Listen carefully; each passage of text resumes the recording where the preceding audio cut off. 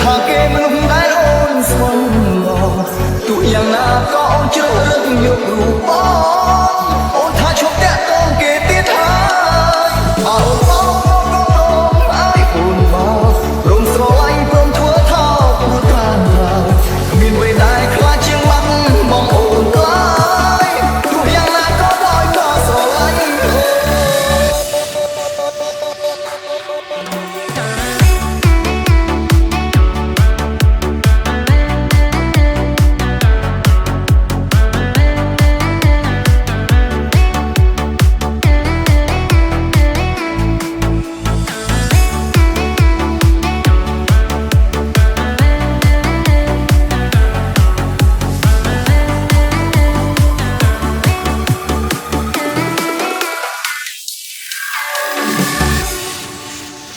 We are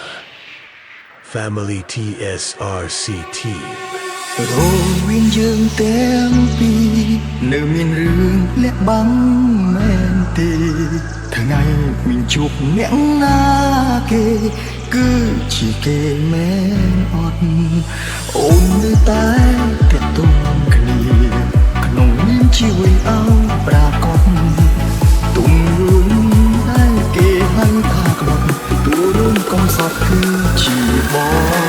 មិនបានចង់ណាចេញពីមានមេដឹងថាគេមនុស្សដែលអូនស្គាល់បង